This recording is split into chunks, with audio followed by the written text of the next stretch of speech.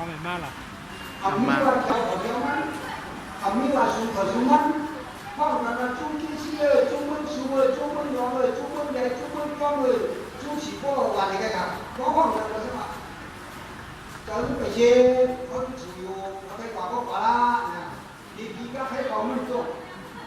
我请他干嘛叫广告呀？อันนั้นใครนั่นน่ะคุยกับพม่าก็อาชาเรียกเขาจะเอาเลยชาวเรียกก็ได้คุยว่าชื่อเขาเนี่ยไอ้ผู้หญิงอย่างว่าไอ้พวกนี้เรียกว่าถ้าเป็นชาวนาก็เกิดจากอายุอยู่สักเขตคุยว่าก็เมื่อก่อนเดือนห้าเนี่ยเมื่อมาจำสิ่งก็จ่าจ่าเนี่ยนะก็จ่าจ่าเนี่ยได้ว่าอะไรสักเนี่ยเป็นก้อยอยู่ใครจะก้อยพวกนั้นมันจะไม่ได้ท่าต้องสู้เจ้าหูก้อยจ่าจ่ามันเป็นก้อยอยู่ใครพวกย่อร่างย่อเนี่ยก็จะก่อนเดือนห้าจะเป็นมันน่าเดือนหกก่อนเราต้องใช้ก็ก่อนเดือนห้าก็ก่อนปากเต็มมากก็เลยมาช่วยเขียนอะไรแบบไอ้หมูยังไม่ต้องก่อนเย็ดชิ้นแกเย็ดถือบอกจะเป็นหัวเนี่ยนะคนเย็ดจ้วงขวาเย็ดเมียเขาไปกว่าอันนี้เป็นว่าถ้าว่ากับมีวิวไฟนะถ้าเอาการมีมันเอียโก้เห็นกับโมว่าที่หนึ่งก็เลยทำมาเย็บหลอกชอบเปลี่ยนสองนิ้วจะอยู่กลางนี่เรามีนะมาเห็นชิ้นข้าอาจริงข้าไม่เจ้าจะนุ่งข้าจริงข้าไม่เจ้าโจตาจริงข้าไม่เจ้านุ่งจริงข้าไม่เจ้าก้อนตุ้งจะวิ่งฉี่ข้าไปแล้วก็จริงเนี่ยตั้งหน้าตั้งถึงหน้าข้ามไม่ถึงข้ามหาชอบกินแทนข้ามที่ชอบกินที่ของลุงมาก็เด็กมันขึ้นมาเลยว่าหาน้ำมดก็มีขับคุยไปที่ใจอ่ะมาเถอะบางจ้องว่าคำว่าเถอะบางจ้องนี่เขาขัดจะได้หันหน้าหันเขามีสามก็ก้นชิ้นของมีสองแถววางหันจะใกล้นั่นของปั้นมากเขามีสองหน้าหน้านี้ก็ของเขาครับเบี้ยของปั้นจะเป็นนั่นเองเพราะมันมีดูดูแต่มันมีผักถ้าเขาก็ตรงยังนะครับนั่นเผื่อคำว่าแถวแล้วมันจะบอกคำนั้นไงจากคนเขาเลยท่านเดินไหมจากคนอยู่ในกับปากข้าจากคนอยู่ในผู้ดินเนี่ยก็เลยว่าเขาแถวได้ผลมากเขาแถวขึ้นคนไหนปีนี้ต่ำเรียนพอเพื่อถูกใช้นี่แหละอันนั้นก็แล้วคำว่าเป็นคนหนุ่มที่เชี่ยวครับถึงคนเผาหรือจอกหรือซ้ำกับผู้พัฒนาเองมาเนี่ยหนุ่มคนนั้นเบื่อมากเขาแต่นั่งจอมาจำไม่ใช่ไหมเขาจำฐานะถูกกันเรื่องเดียวไว้ก่อนก็จำฐานะถูกยากเขาปัดปัดชิ้นเขาสอนการชิ้นเขาปัดปัดการมือเขาปัดปัดการบริการฝึกความมือการรู้ปืนเขาเป็นจังเจอปัดปัดการทุ่งยาวชิ้นตั้งของพวกเลยสอนเราหน้าพวกเนี่ยพวกหลวงปู่หลวงเจ้าว่าเสียงมึงเลยมึงเลยว่ามันมึงหลวงพ่อเช่าเขามึงหลวงเป็นเสียงไปแต่ต้นใจเขาตายอ่ะมึงเขาชิ้นอะไรอยู่มึงได้ข่าวสำคัญได้ข่าวเขาเป็นนั่นกี่ชิ้นละนั่นน่ะก่อนกันถังเรียกอันนี้ออกมันเลยพอไว้ทำกับไว้ทำขึ้นนั่นเลยนักใจเจ้าไม่ได้ก่อนสูงนะไม่ก่อนสูงนั่นสมัยนั้นลูกจุ่มหนุนเชี่ยทางนี้กับเรียกว่าของใจนั้นมันอธิเดียมันฟ้องเข้าหลวงเอาลูกจุ่มตั้งหลังเทศกาลนี่ไปปานาก็เลยหลวงเจ้าพอที่หรือหลวงเจ้าว่าลูกจุ่มหนุนเชี่ยทางนี้กับเรียกว่าของใจนั้นเขามีเรียกอะไรว่าจับชิ้นก็เรียกว่าของลูกจุ่มเนี่ยเขาเรียกลูกจุ่มหนุนเชี่ยทางจงหันจงไม่ครับจงหันจงไม่ทำฮักเลยยิ่งก็ปะพกชิ้นเกินอีกเศร้าหาวันเนี่ยเกี่ยวกับเป็นราชาข้าเดี๋ยวชอบของว่าเป็นชองทุกอย่างเลยอันนี้มาก็กระทัดสังเลยมันบอกว่าจงหันลงนั้นมันก็มีปัญญาเขามันนั่นก็เลยผู้ผู้เก็บผู้นั้นที่นี่ว่ามันจะเป็นผู้จัดการแล้วจ้างเขาไม่ปัญญาเขาจะวางแผนต่อแรกนะครับวางแผนต่ออะไรการอยู่ที่นี่เจ้าของว่าใครที่ได้โกงมันนั่นแหละใครที่ได้โยงมันอยู่มีคนโกงเฮ็ดไปแก่จอมมันจะไม่อยู่ช่วงหน้าตัวไหนก็เลยนึกใจเจ้าบอกฉันบอกว่าเฮ็ดถือเลยอ่ะการงานเนี่ยเขาเป็นเฮ็ดก่อนมันจะว่าถึงแล้วเขาเป็นคนหนุ่มเขามีปีหนาเขาเดี๋ยววันนี้เขาจะย้อนไปเลยแยกกันกับผู้ชายชุ่มกันนะก็เนี่ยเดี๋ยวทีนั้นมาเข้าหาพี่น้องหรือด้วยว่า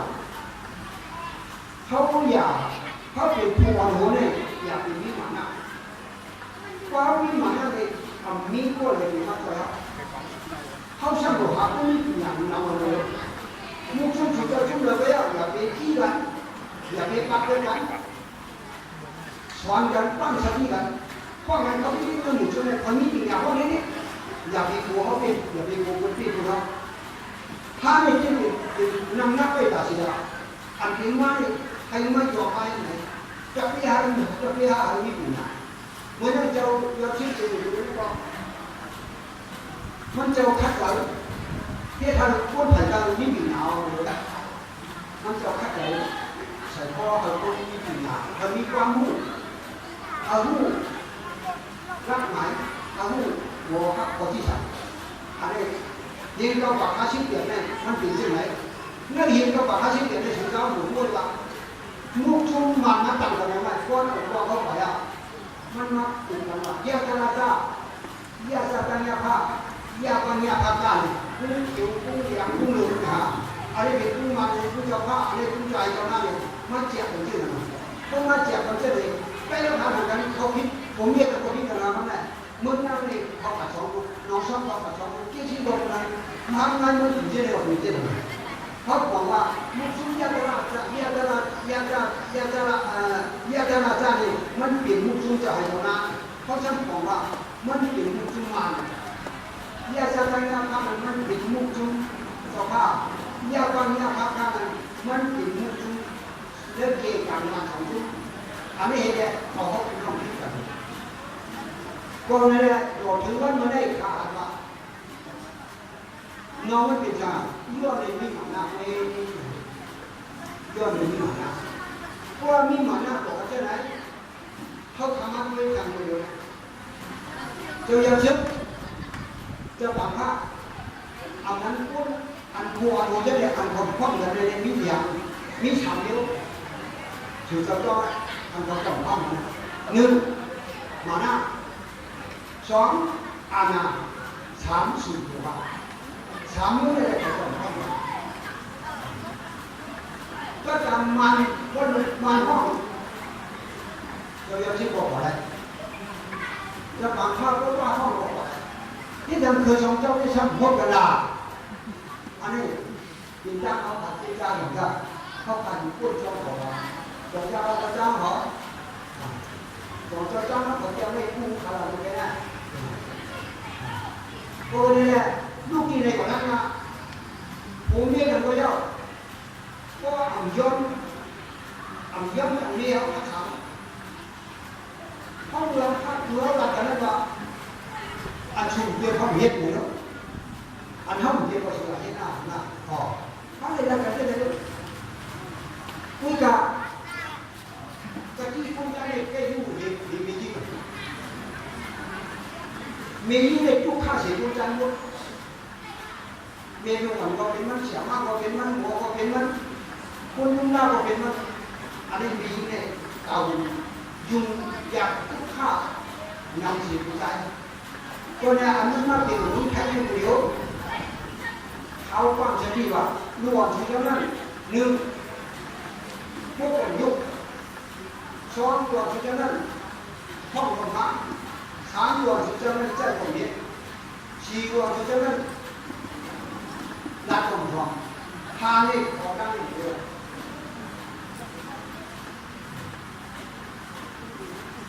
อันนี้สุดยอดเลย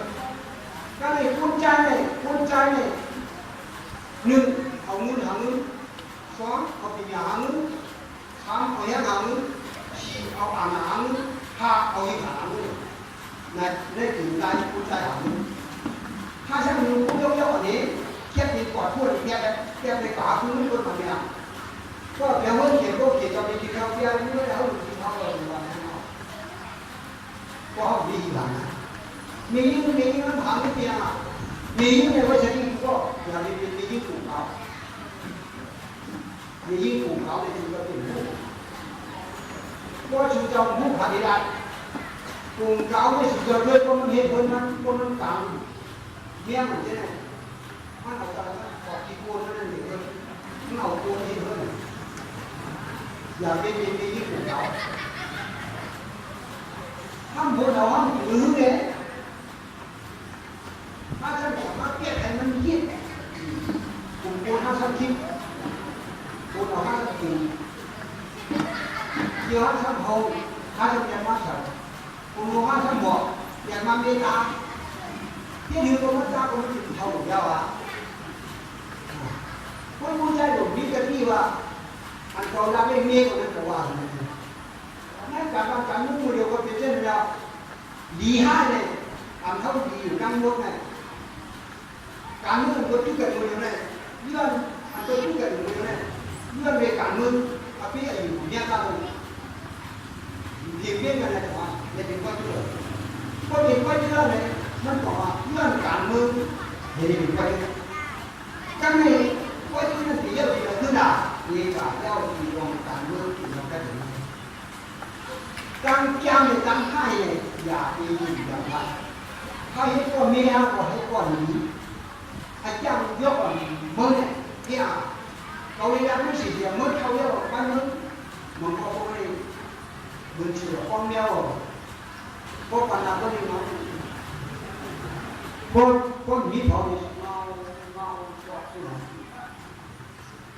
con trai này cái gì là chẳng nhiều này con mi ngưng sửa mê và mê hụ và để đấy và để các thứ này không con mi ngưng để quả các sĩ nó cả đấy mất đây cũng ở ngoài con mi ngưng để con sắm hoa đó chân người chồng nghe khá là chú cho theo là sĩ cố chú cho các xe nhưng là sĩ cố này là của người à để lương tố là để lương tố có bên mê hữu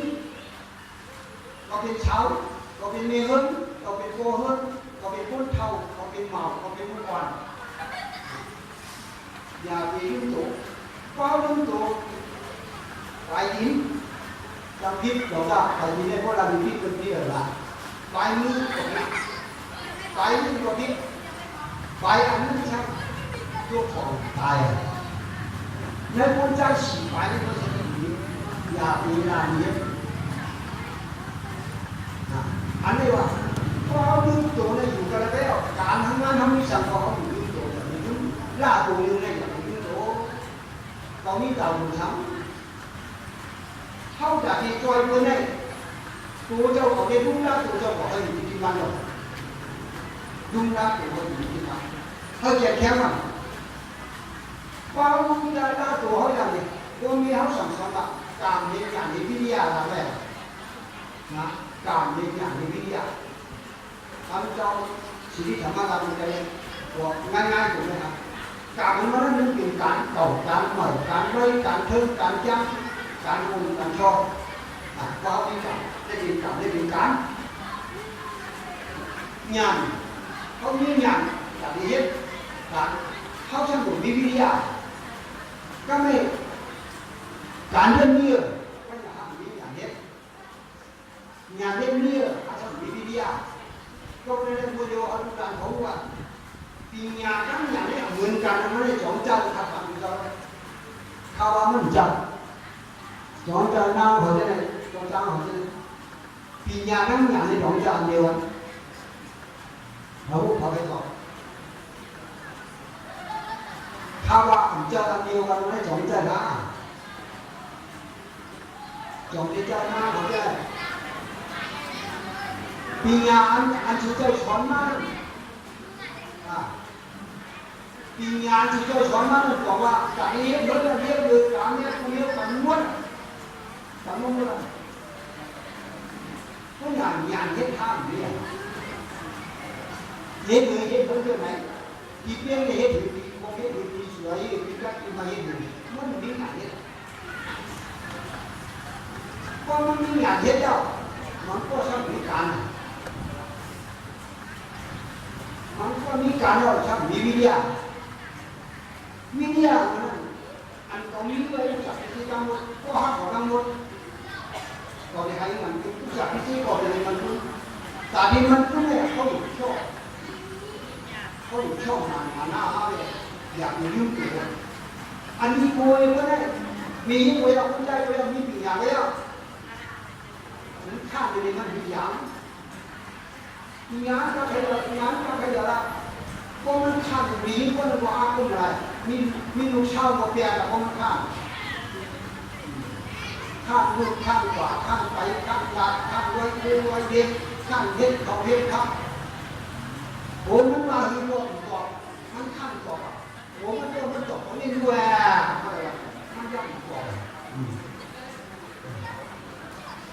พอพูดในนี้มียิ่งมันก็จะมาอยู่ตรงนั้นมันยืนสูงมีอันนึงมีก้นมันมีแขนละ3-4 ข้อมีมันจำมันถึงตัวแล้วมันนั่งอยู่ก้นทับมันนี่เมื่อมันนั่งอยู่ก้นทับมันนั่งก้นเมื่อก่อนเนี่ยเขามีคนที่ดังนั้นมันจะปล่อยเลยเขาอยู่ไหนมันจะไม่รู้แค่ไหนก็เลยพับผูกแขนกันก็ผูกแขนกันนี่มาถึงจะเป็นผ้าทำนี่ทีนี้ปากทำกันเราก็แขนอย่างที่ผ้ามันว่ามันแต่ทุกโต๊ะอยากทำติดคนด้วยเรามีทำขึ้นมาทีนี้เขาจองก่อนรถแล้วก็แขนเป็นผ้ามันว่าการเรียนมันจะมองมีแขกมาชอบเราสุดดูก็หลังพวกเมียนวนรู้ว่าสารพัดโหใหญ่ก็เลยโผล่ขึ้นบอกว่าพี่น้องแขกเขาข้างเขาแขกของเมียเขาที่นั่นเองไม่จำว่าเรื่องแล้วก็เนี่ยอยู่เนี่ยอยากไปอยู่ลึกตัวเงินทำมีการรถของมีการชอบรถของมีการมีของมีการโหของมีการต่างของมีที่ชั้นสูงเจ้าอยากไปอยู่ลึกตัวอันนี้คนหนึ่งนี่อยู่ตรงกลางข้อ2เนี่ยยึดตัวข้อ3เนี่ยแหนล่าทางโยมแหนโหแหนจิ๊กแหนจับปิ้งแหนฉาแหนพวกข่าวพวกนั้นแหนนี่อันนี้ดีคนจังแหนคนที่เสียจังเย็นแค่พวกนี้เดียวแล้วผมก็จะเย็นตรงเงาผมก็ประมาณคือว่าถ้าเราต้องอยู่เรียนแค่ก็เข้าแค่ห้องน้ำไม่เรียนทำนั้นเราคงโวยหมดก็ใช้ขาท่าสมาธิก็เต้นพอให้ฟังว่างานการบ้านว่าอะไรอยู่ก็กระทำไปเจ้าหนี้กระทำเงี้ยหนี้ก็ถึงมาไม่ได้เย็บไว้อามาตั้งหลังนี้ถ้าทำไม่หย่อนนี้เป็นอย่างคนนั่นแหละไว้ตั้งนานยังแต่กระจายนี้ชักยังหาอยู่เป็นยังไงก็โอ้มันก็เป็นยังไงถึงก็ยิ่งกับยิ่งขึ้นก็ชิมแค่ไหนนะไอ้ชิมนั่นอยู่ตายก็ฉันเคยเอาแค่ก็ยังเห็นยาอันนี้เนี่ยยิ่งไปสักทีนะครับอันนี้สุดยอดล่าฉีดตัวเลยนะล่าฉีดสุดยอดต้องเลยทำขนาดนี้ก็นั่นแหละก็เลยให้สุดยอดด้วยการมีแขนคอหนึ่งให้สุดยอดต้องเลยมีเงินเก่ามีเงินอ่ะหวังได้ดีกันว่ามีเงินเก่าแต่มีเงินปีงาก้าขยันทางมันก้าขยันนี้น้ำมันก้าขยันกวางมันก้าขยันเทียบมันก้าขยันสาลิตามันหนึ่งที่คนเลยเนี่ยเขาที่หมาคนเลยเขาเห็นผมมาเขาส่งมาสาลิตามันก็สาลิตามันดีสาลิตาเนี่ยเป็นกำยำถึงเราจะเข้าใจกันนะกำยำอยู่เนี่ยกำยำมันไม่รู้ว่ามีสักคนยังไม่เอาทุนจับเขายำเฮ็ดอะไรอ่ะเนี่ยอย่าถึงมากก็ไปทำมากก็เขายำเนี่ยมันไปได้หมดเลยอ่ะก็ยังไม่เอาทุนมันเอากำยำมันเฮ็ดกันกำยำมันเป็นเยอะเอากำยำเป็นเยอะเนี่ยไปไว้คนเอามาได้เป็นเยอะเฮ็ดอะไรชีวิตก็เป็นเนี่ยคนทูอันไอ้เจ้าสาริกานี้นั่นเอาเฮ็ดลองดูเอาได้ก่อนนะครับเพียงคนนึงคนมีชีทำได้เอาเฮ็ดพวกนี้อย่างชีทำมันไม่ชีน้ำของบ้านอยากมีค่าตัวใจคนก็เป็นค่าตัวคนก็ตรงนี้ก็เป็นเอาของไรไม่ตรงนี้มีก็ดีเนี่ยมันไม่อยากของไรเลยพอที่สามมึงอยากมีพูดโพลมึงอยากมีพูดเดียวเพราะเขาเป็นเพราะว่าพูดเมียกันเลยเนื่องจากเขาไปอยู่กับพี่ใครก็เขามีกระถิ่นเขามีสินทำผู้อันนี้สินสีหน้าสินทำไงเอาเมียเขาไปก่อนไป เอาเงินผักไปก่อนได้เอาจากที่ผักไปก่อนได้เอาโป้ผักไปก่อนได้เอาเนื้อผักไปก่อนได้ผักด้วยอะไรมีสิ่งทำซึ่งมันมีสิ่งทำว่าการแก้การในประเทศเราไอ้มีสิ่งทำกินยากินเหล้าเมาเสียถ้าพวกเจ้าชาต้องออกมามาสิเขาเป็นเส้นเด็กเยอะรุ่นคนเด็กคนเดียวหัวเขาเนี่ยต้องออกมาตัดแขนของมันเองอันนี้บอกว่ามันยืนตายอะไรมันเป็นสูง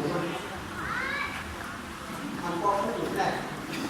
สูงเจ้าผู้ว่าอย่างนี้ผู้ว่าโง่ก็นั่นผู้ว่าย่ามันหนีผู้ว่าโง่ก็นั่นก็มันหนีสิ่งที่ได้ได้ก่อนได้ผู้ว่าโง่ก็นั่นจะพิจารณาผู้ว่าก็นั่นหวานน้ำเยอะนะผู้ว่าโง่ก็นั่นเอาไล่จ้างเองก็คนผู้ว่าโง่ก็นั่นเอาไล่เจ็ดอย่างเองได้ก็คนเอาการบ้านการเมืองนี่นาเอาการสูงรุ่นนี่นาที่การสูงของมันก็เลยพวกทุนนั่นเองสูงจะให้พวกมันได้จะต้องไปเรียนอะไรนี่นะก็ไม่นั่นมีใครโผล่เนี่ยหนึ่งมันมีใครโผล่เนี่ยสองมันมีใครขึ้นเนี่ยสามมันมีใครกดใจเนี่ยสูงต้องมี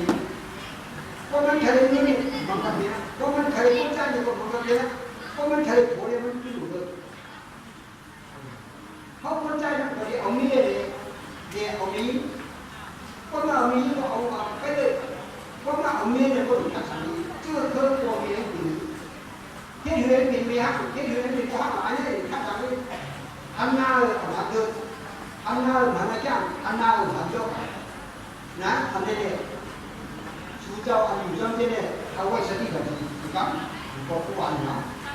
เจ้าquan chân chân là mưa cái những chỉ có จ้าquan chân là mưa khang của những nơi của là điều kiện để จ้าquan chân là cho nên là chẳng hạn mưa khang của những nơi của là điều kiện có nên mưa có đi đó con chẳng mưa nó còn phải bố còn bám cái điểm nó còn là làm bên công còn là làm bên công còn ông bên vào không kẹt còn trả lời để trong cái video này người chống người mà mưa con khác của quả này không thể quả cái thâm của này quả này có mi quả của bên cốt quả của cái đêm mi có ông thắm của họ có ai có chọn là cá của cái cá sấu sẽ cho cái quả cái chuyện kia có phải có không ý vậy nhưng không thì nó của họ bằng làm lắm đây là cái dạng nhiều người thành có cho cái kia có ba đủ hết có đây ăn muốn hát bằng này có tính lo cảm giác có ăn muốn hát bằng này có nhà không đi nông chơi cái này có thằng của hắn sẽ thằng nàoมันก็ว่าอย่างจ้าคนใจแม่ส่วนอะไรอยู่เป็นหาแบบนี้กูแค่นี้มาเป็นไม้ในกาตอนนี้เขาผงนี่กว่าในคนนี้ก็กระจายโยกเกิดชูมันเป็นช่องๆเนี่ยเรื่องการนั้นเป็นการท่าอันนี้ช่องมันเราหรอกคุณใจเลยก็จะช่วยเรียนวันตั้งก็เรียนใจน้องมุกเป็นคนไม่อัดเขาทำหน้าเป็นสองอย่างซึ่งอยู่ไม่พูดได้เลยมีผ่านนะก็ผมอ่านไม่ได้ช่องเองช่องเลยมียิ่งถามได้คนเดียวความเก็บเมียพูดได้หมดเก็บมีคนเดียวหลานของคนทำมาอยู่โรงเรียนกันเลยก็ได้การขึ้นเลยมันเอาไม่ยิงมันเอาเชื่อมันเลยมีมันเอาเชื่อก็คือมันจะหมดแค่เหลือก็เมื่อเลยที่มุดเดียวเราไม่เอาภาษาเกี่ยดาเกี่ยดาไอ้เจ้ามันต้องมีคำว่าในมือเลยเฮ้ยดีสารโลคนนี้มันถามอย่างโหใครโหใครหนังอันนี้ไม่ได้เข้าใจนะก็มีเหมือนก็เลยเพราะว่ามันอยู่ที่นั่นจริงเขาฉีว่าเลยมันยังต้องเจ้าโตมันคือตัวเนี่ยอันนี้มันกว่าขึ้นเดียวเป็นเล็กเป็นชาเขาเที่ยวอันนี้คือเหตุใดคนเลยคนใจก็หมดแค่เดียวนะคนใจเนี่ยทำคนใจเนี่ยมันอยู่นักเดียวเขากินเขาไม่อยากไปทำเนี่ยเขาทำตัวเที่ยวเจ้าไม่ดีกินแต่ละคนเที่ยวคนเสียเลยแล้วใช่กินแต่ละคนเขาเด็กบ้านอยู่เพื่อนเขาอยู่นักเดียวนี่นั่นไอ้เจ้าคนใจเนี่ยเด็กอาทิตย์ละจริงๆก็ไอ้ฉันรวยไหมอันนี้ใครเรียนเขาส thành rồi nó cũng không có cả chúng ta được có cả cái gì chúng ta có phải không giống phải không luôn có phải thực hiện mới đến con nào quả thế này miếng nó là sự việc quả thế nàoที่หามาเลยเมียมันต่อเท่าไหร่เมียมันอาจจะมันเลยก็มันขอมันวันนี้ก็เลยเมียมันจำต่อมันเลยหรือโหรู้เราไปอ่านที่มันของเราคนนี้อ่านคำเดียวพอพูดถามคนนี้เกี่ยวกับตีนี่นะฮะรู้มาสั่งแต่คนใจมียกนี่นะพวกนี้แหละเขามีเงินมีคำเนี่ยอยากมีเปียกแมวช่างอยากเป็นใครนี่เนี่ยช่างอยากเป็นกับเขานี่เดียวก็เขาเทียมมือไว้เนี่ยมียื่นสองเขาแล้วเขาละลายมันหลงมือหนึ่งมันหลงมือมันสองเดียวเขาอยู่ละลายมันเยี่ยมมันมีก็วางหลงมือในพวกเขามันเอาวัดเขาบอกสิ่งนี้ก็มันเอาหลอกพวกเขาหลอกที่มันหลายพวกเขาหนาไม่ป่ะอันนี้เขาดูหลานเขาด้วยเนื้อหาชิดเปียกนั่นหนึ่งมันคือมันใจมันชิดกองสองเนื้อหาชิดเปียกได้เจ้าอยู่หน้าพ่อก้ามาลงยุ่งบอกเจ้าจะอยู่หน้าพ่อก้ายุ่งของเขาพอหนูโทษนะกินจะกระทำของต่างโลกหาชิดเปียกได้ลูกจุ่มหนุ่มชาลูกคุณบอกพอผมมาถึงก็คนในนี้หาชิดเปียกได้อยู่ที่แล้วก็ไม่เขาเลยมาด้วยจากมึงใหม่มาเนี่ยมาเห็นอะไรกำพองที่อยู่บ้านเขตเยอะเขตเท่ากันว่าไงข้าดีตาดีสุดยอดเขตเท่ากันว่ามึงไม่มาเลยผูกชุมนี่มีนะมันไปอยู่สิต้องมามันไปเขามาทำงานก็เลยสาธิตเขามาทำมึงมาเลยเขามามึงได้เลยแต่ที่สามีไอ้ที่ตรงนี้สองเจ้าเล่นมาสองวงเลยกับนับฝาโคกของเป็นใครให้ชิดไหมผู้ชมนี่มีอันนั้นมีจากหนึ่งกับพนักงานเขาทำได้เลยไอ้ที่สามีต้องอะไรไอ้ที่ตรงนี้มันถึงจะต้องทำเจ้าภาพเขาไม่เห็นนะมันเป็นมันกับเขาเขามาไม่ได้เพราะเขามาไม่ได้เนี่ยก็ชิดมันอยู่ในที่เก็บตัวนี้เอาเนี่ยที่อ่านน้ำเนี่ยมันหนักถอยบอกเป็นมือนะนี่คือจ้าเมื่อสิบก็เลยเชื่อเชื่อเลยมันชุ่มหัวสิตัวมันไปเลยคุณถัดกันนะครับก็นั่นแหละสิบก็เลยหัวสิตัวเปี้ยเขาเลยสิบเปียกเลยแล้วก็หัวเกี่ยเจ้าเมื่อสิบเปียกมากกว่าถึงวันมื้อนี้นั่นสภาพตัวนั้นเขาเกี่ยหันมันเขียนหัวมันก็ขอบสิก็ขาวกว่าสินั่นก็จบหมดแล้วเป็นโปรชุกผมนึกมาแล้วนะมันด้วยครับมันด้วยก็นี่แหละตกถึงวันนี้เขาอาจจะมีหนึ่งจงหวัดจังหวัดอ่อนหัวมุกช่วยหนุนสนามจังหวัดข้ามมุกถึงจะละอ่อนหัวสิบาทที่ได้ยินลง